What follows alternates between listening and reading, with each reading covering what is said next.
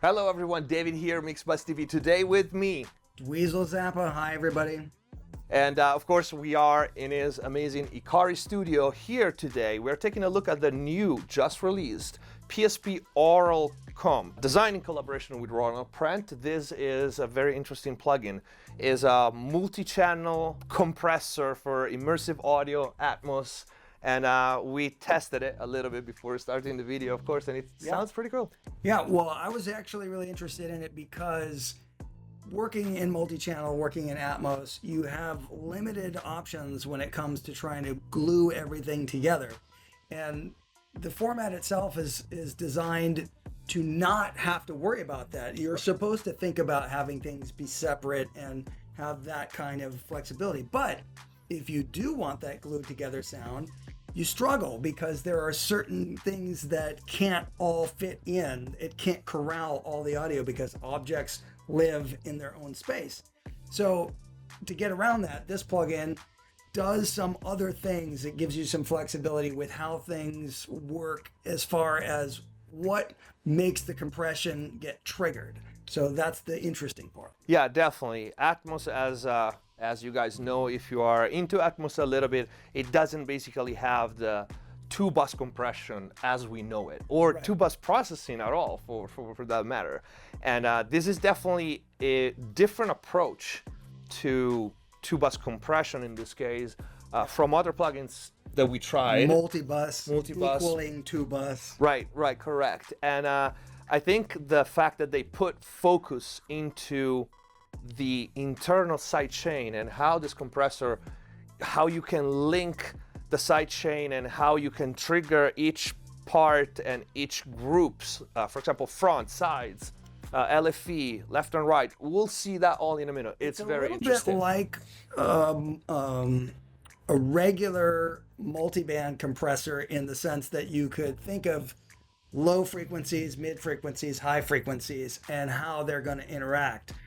It's not the same as having like a volume knob for each band of frequencies. It behaves in a way that maintains the integrity of the audio, but it gives you some sculpting abilities. There's no actual like EQ filters, but there are curves. There's like band pass and low frequency and high pass, whatever. So those things, when you press the different buttons and hear just what it does in those sections, that's where you can hear the character of this. For sure. And one thing that I've been stressing for a long time in my videos about compression in general is how important is the sidechain of a compressor. Yeah. We have many units here, and many times a unit sounds different than another because of how the internal sidechain is and what it sees compared to the next unit. And so we'll see all this and more taking a look at the PSP auralComp. Let's go.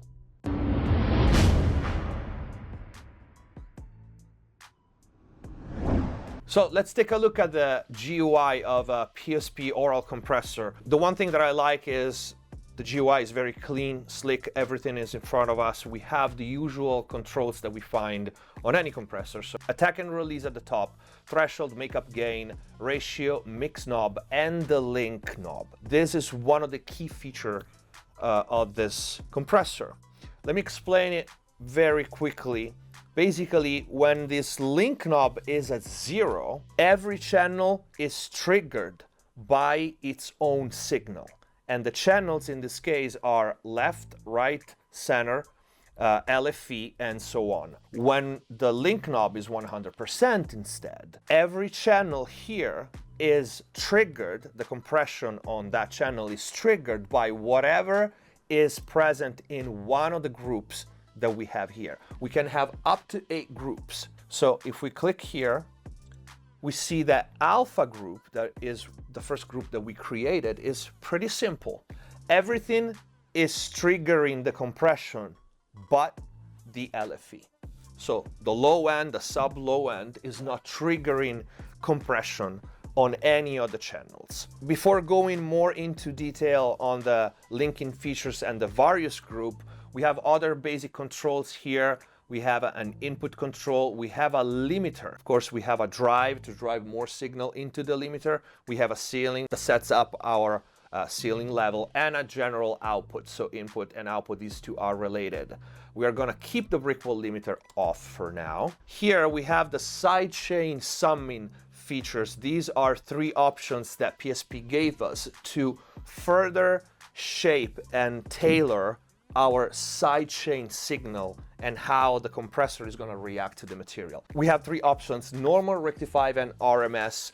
There is a manual available if you're interested. You can read what rectified in particular does. I don't want to bother you with too technical details. And of course, RMS, it just uses the average level, again, in the sidechain to trigger the compression. Here on the far right, we have the channel setup. Now the plugin, as soon as we open it on this project, it automatically recognized our setup. So our channel setup, which is 7.1.2. You can also click on it and set it up manually if for some reason on other DAWs it doesn't recognize the correct channel setup. We have the quick select button. Deselect all channels, select all channels. Again, if you want to turn one knob that controls all the other, or if you want to do it individually. And also you have the quick select button just to link the front, the sides, the rears, or the tops. All right, without further ado, let's hear how it sounds. All right.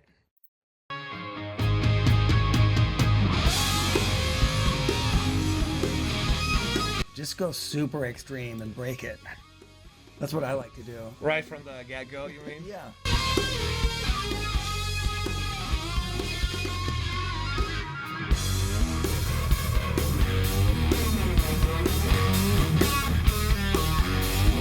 Surprisingly, it does not destroy the audio. Yeah.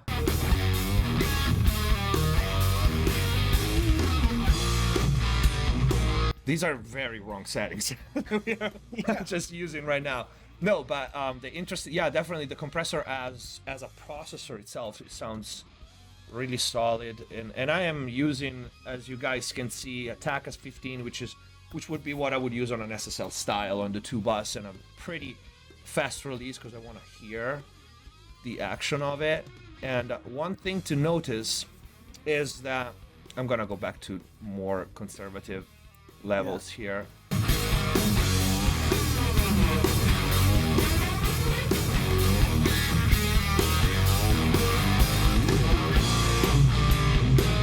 You see all the links knobs at the bottom are 100%, but the LFE. This is of course by design to already start showing you some of the unique features of this compressor. When the link knob here at the bottom is on 100%, what triggers the compressor is the settings that we have here on the groups. Right now, every channel, so our left, right, center, our satellite, are triggered by this submix, so to speak. So everything triggers everything but the LFE. And the LFE instead, when the mix knob is a 0, the channel is being triggered by whatever goes into that channel. So basically, the LFE right now is being triggered by only the LFE. And at the bottom, we can see that right now all the channels have the same group. But as we did before, we can create different groups, and I'm gonna start here. Actually, this happened right now before because I had all the groups in all. So we deselect them and we change the group. And we created groups in advance before starting the video. And right now I'm gonna put all the satellites. So left, right, center, and LFE, they still are in the alpha group, which has this submix. And the beta group is basically triggered by left and right only. And another feature that you guys can see here on the left of the group is the internal sidechain EQ. So not only you can decide for each group, and you can create multiple groups, we'll see a third one later, what channels trigger the group, but also you can then shape the internal sidechain EQ, and that's the part that you really liked earlier. It's great because it's allowing you to filter things in a way so that you can focus on stuff either for character or to do something that requires some kind of salvage, like if you have a problem like de-essing or something like that. But it really does sound good where the filter sweeps through.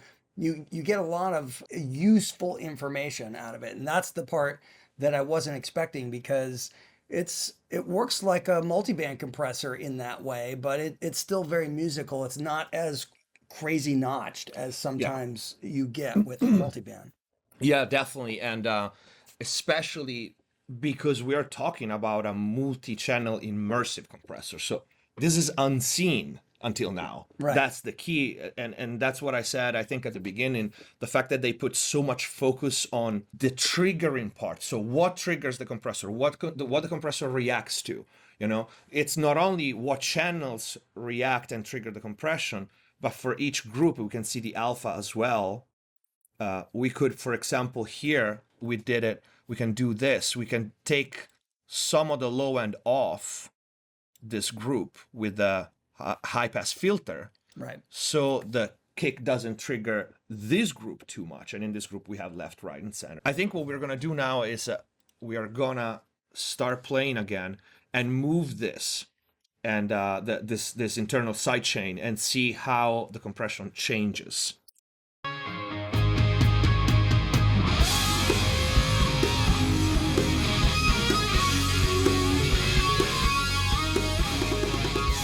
So we can see right now the beta groups. We can see the gain reduction happening here. If I go and I move it, let's say, for example, like using it almost as a de-esser, which in this case is a little bit weird, but you can see the gain reduction changes. And if we go extreme, so we can really hear what it does to the high end, because that's the interesting part. I'm going to try to solo.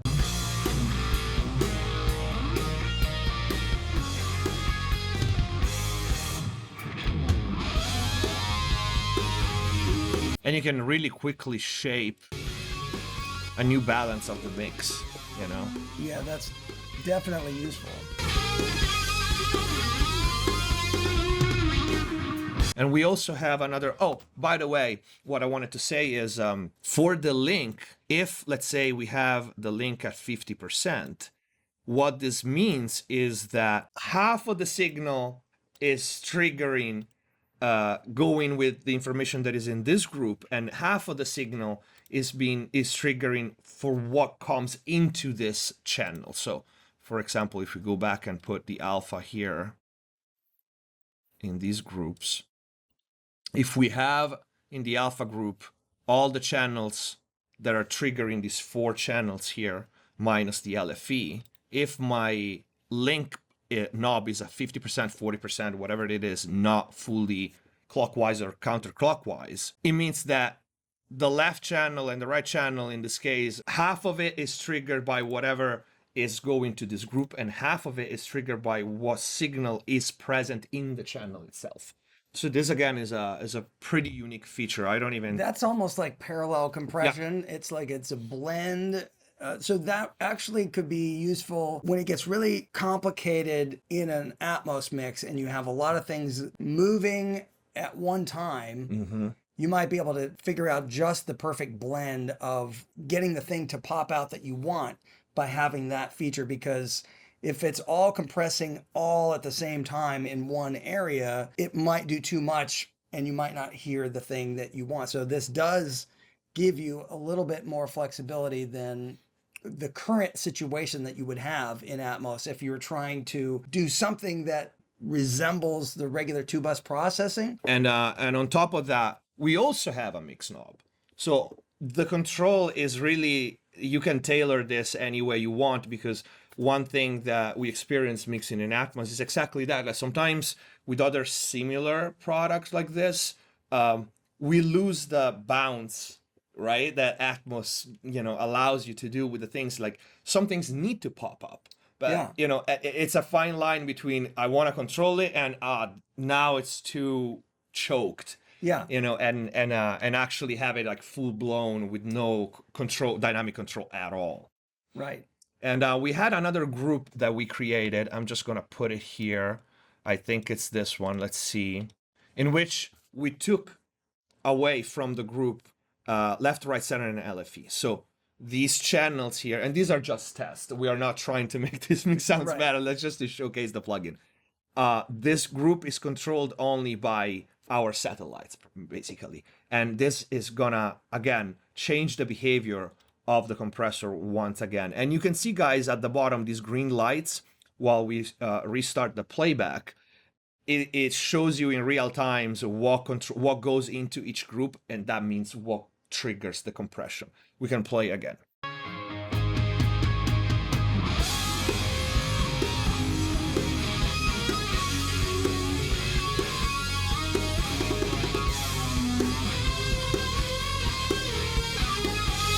Let's reset.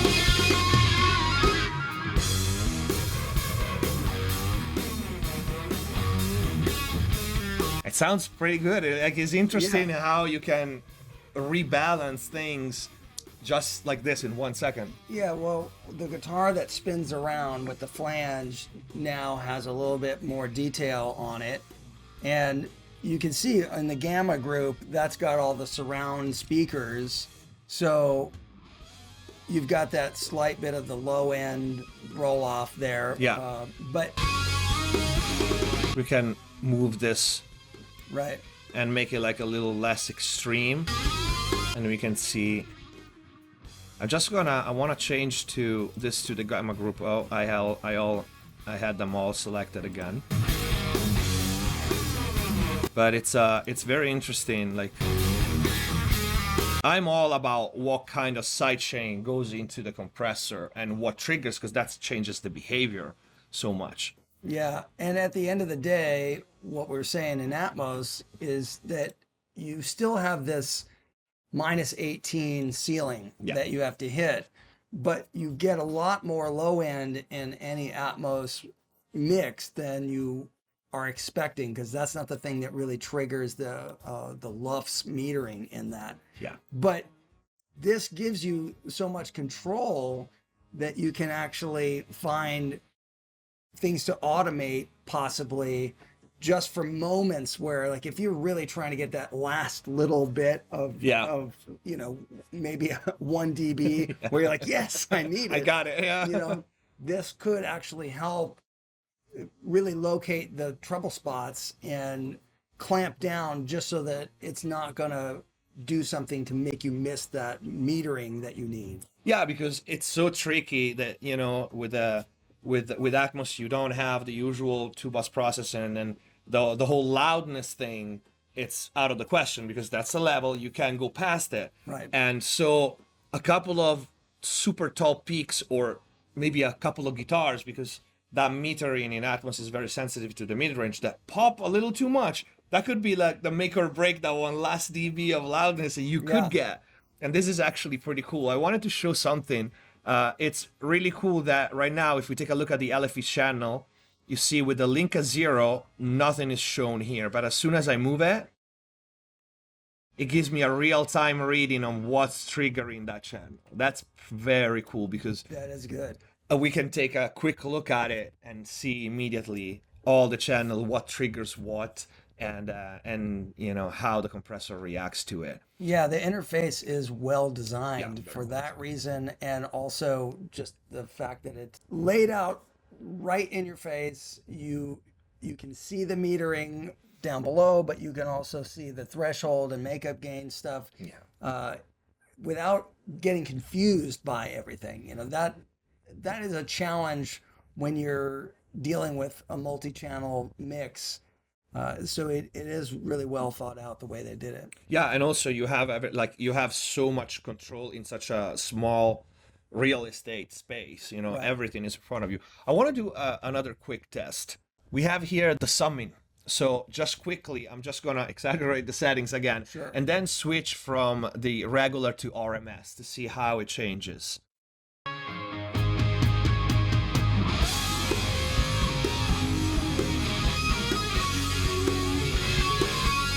Much more relaxed. So that's just for the metering, or that's actually changing the way it's summing? No, yeah, that's basically changing the summing in the sidechain.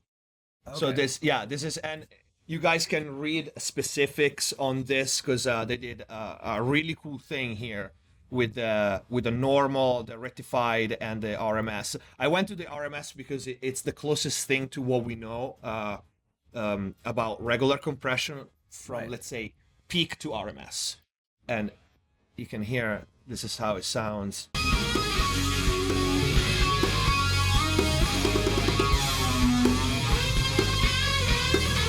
Very, very gluey. The compressor itself sounds amazing to me, and I mean, it's really good.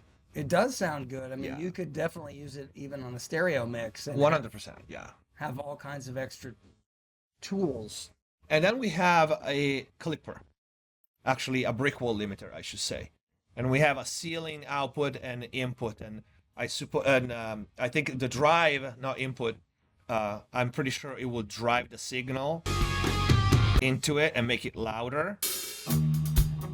And the ceiling will probably set I mean, if this was, it is actually a brick wall limiter, so this is the ceiling where the brick wall will start limiting without having the boosting level that we get from the drive. So I don't know if there's a meter showing us how, where, and how much is, oh yes it is. See the blue thing here? Okay.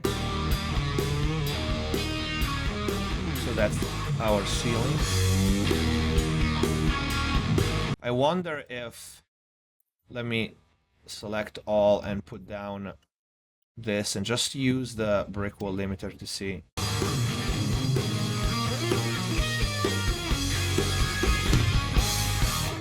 I'm probably exaggerating here the settings. We don't really have a gain reduction meter for this, I think. So it's literally by ear, and we can probably see just the level when it hits it. And well, the blue line is giving you the visual reference. Yes, of the ceiling, yeah. Because Atmos is not really a loudness game, this is meant to be, I suppose this is how I would use it, to just catch those 5 sporadic super dull peaks in the mix that you have that would make your measurements that would be jump. Good, but it's going to bring the low level information up, and it's basically like expanding it. So you do get some perceived loudness out of it. Yeah, especially if we use the drive, which I suppose has some kind of saturation built in. Otherwise, probably wouldn't be called drive. Yeah. But this is a really impressive plugin. Packs so much control for immersive audio at this point in one single tool with the different groups and the different. Again, I'm stoked to see like the internal sidechain that is so tweakable on top of the fact that you can decide which tracks are already triggering that group. So it doesn't get more surgical than this. At the same time, the compressors sound very organic. That's the best part of it. It's musical. It doesn't sound like a surgical tool. You probably could get in there and do some things that you have to salvage or tweak because you're trying to fix something. But I think the general purpose of this is to just give you that final glue and the little bit of control that you need, but it gives you a lot of flexibility, and it's easy to use and look at and just use your ears and not have to focus on visual stuff that could be distracting. That's, I think, really again, one of the cool features is that you just focus on the job at hand and you listen and you do the minor tweaks that you want. It does really just seem to be a very musical product. Yeah, 100%. And also the fact that you're not playing the loudness game. It really is all about the sound in this case, because sometimes, especially like for certain genres, we are okay, let's say, sacrificing a little bit of dynamic for the little bit of volume, that we need for commercial products. Right. With this one, in Atmos, as an environment, we don't have that. And so it's really all about the sound. I just want to do another last pass, and because I really like these RMS. And right now I have like glue compressor settings. Right. And I just wanted to do a pass using a slightly more relaxed and just really use it as a leveler. It seemed like when you switched between natural and RMS, it opened up a little bit. It changed how you could hear the little change in the way it was controlling the stuff. So maybe just in the moment when you switched, it was more noticeable about how it opened up.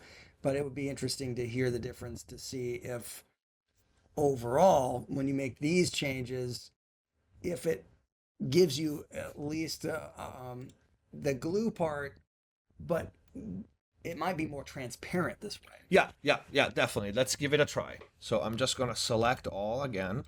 By the way, the quick select buttons are, that's such a lifesaver because you don't have to go through all of them. And even if, like in this case, I have one that I want to keep kind of independent, it's easier to just move them all and then deselect and then go back to the one that you want to change and put it back. And you can type in and they'll Yes, you can type it. Yeah, you can double click and type in all the numbers and.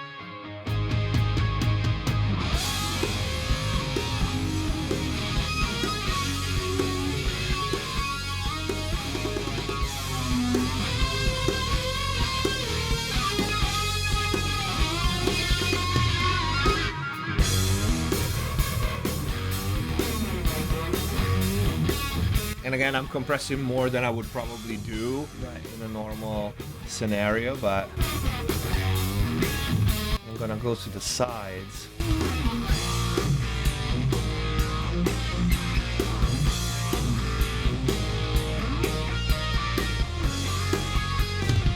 No, this thing it sounds really good.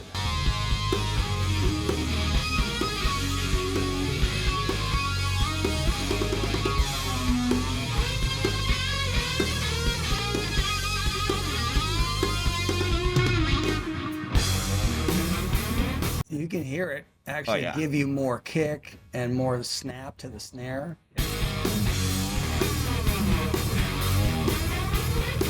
We tend to exaggerate the settings here for, the purpose of like showcasing the plugin. But yeah, this thing sounds very, very good. And again, just with the makeup gain having at your fingertip, like the main channels, you can change the balance of the mix if you landed a little bit like heavy on the left and right, or a little. And you probably could automate things. Yes, you can if need be. Yes, and that's definitely something that you tend to have to do in Atmos, because you might actually start a mix and you want to have a certain punch and a certain volume level at the beginning.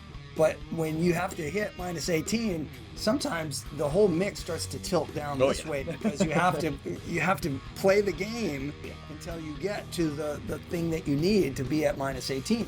So this could help with that at times. No, not only that, but regardless what's your group setup, right? We have a drum group, a guitar group, like we would do in a normal stereo mix. This is a different way to group things, and it groups by speaker, so by positioning. So it's probably easier to automate this than going into all our group and stuff. And one thing that I wanted to ask you, because you have more experience than me with Atmos mixing stems in Atmos. Right. We all did single tracks, so I'm very spoiled of having like all the single tracks, right? But you did some stuff when you were given stems. Yeah, I don't prefer stems, but this would be the easy. This would be I think some people do because it's fast and easy, but it doesn't end up with the best musical result, in my opinion. But this is a super fast, easy way to control some of the character and detail when you're just dealing with sets of stereo information, or as you were saying, just speaker locations. Mm-hmm. Yeah. It's like compression and volume for each speaker in a way. So I would think that this is a good help for that, like a nice tool, because it gives you like instant access to like do a quick rebalance and everything, because especially when they give you stems, you don't know how the mix sounds when you put them back together, especially some processing is missing and everything. This is this I see this, if I was to do stem in Atmos, as a good starting point from top down mixing. So maybe do a quick balance with this, just hit a little bit of compression and then go up from there. Yeah, what you see a lot of times too with a lot of Atmos mixes is when you look at what's coming out of the speakers, you tend to see the most energy in the stereo. Yeah. And then some people don't use the LFE much, but when you have real bass heavy information, that could be just as big as the stereo. But then you start to see stuff dip down. Yeah. And that's not always necessary, but it really depends on what material you're using. Yeah. But the thing is, to really quickly rebalance something and hear more information coming from behind you or up over you, this is a fast way to just say, oh, I really do want to hear a little bit more of that, as opposed to going and finding all the tracks that are going to a group or the individual tracks. You can hear a quick change and say, oh, that's better. Yeah. And even automate just for a moment. Mm-hmm. Even just the makeup gain is just, you know, extra fader for the back speakers for Right. like that one section. Thumbs up for me, I think from you too, Yeah. to PSP for creating auralComp. This is, I think, definitely one of a kind at this point.